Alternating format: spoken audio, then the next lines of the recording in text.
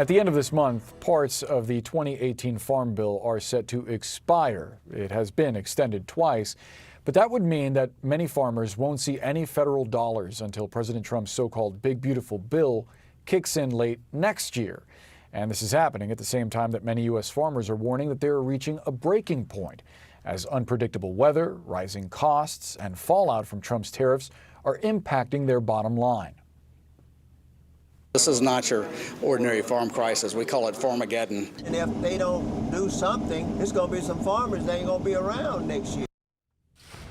We're joined now by the founder and president of the National Black Farmers Association, John Boyd Jr. Sir, thanks so much for being with us. What are you hearing from farmers about what they're going through right now? Well, this is the worst time since the 80s, and I was farming in the 80s, where farmers were going out of business. Farm foreclosures are on the rise, farm suicides are on the rise, farm bankruptcies are on the rise. And this is a bad time in this country for American agriculture and America's farmers. The president's tariffs are putting farmers out of business. These are very low commodity prices. I watched the president's interview yesterday.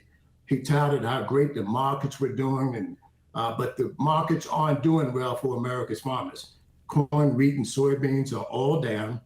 It's harvest time, and we haven't gotten any orders from China to purchase soybeans from farmers. And we need answers from the administration on what they can do to help America's farmers. Now, you just talked about the Big Beautiful Bill. They really haven't provided any assistance for America's farmers. And I heard the Agriculture Secretary say this week that farmers could get money from tariffs. I haven't seen any money from the president's tariffs, just poor markets. And every time the president says tariffs, the markets go down and countries begin to run away from American agriculture. Yeah, I wonder because during the first Trump administration, specifically on soybeans, in response to dwindling international demand, the administration put out subsidies to try to help soybean farmers. Have you heard anything from the administration about something like that coming soon? Absolutely nothing. The first Trump administration, paid out $23 billion in the program called the Market Facilitation Program.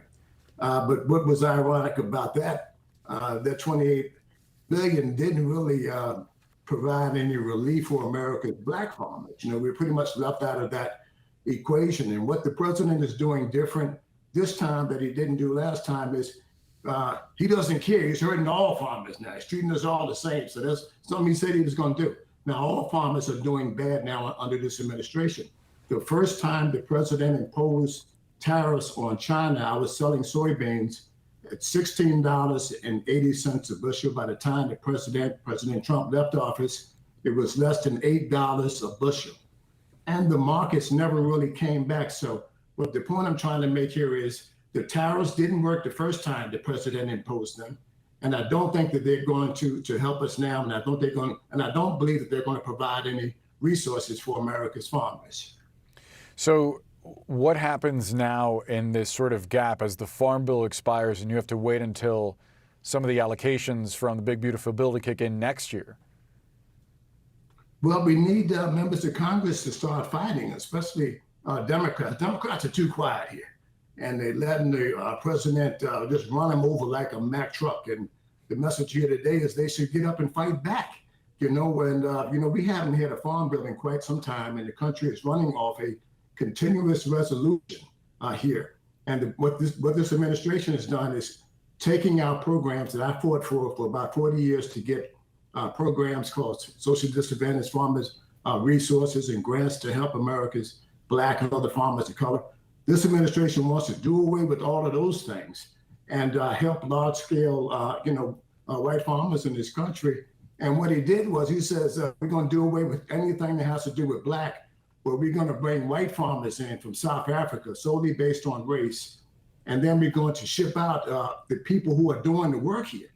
The Hispanic community that's doing really hard work that many Americans don't want to do. They want to put them out the country, and it was the wrong thing to do.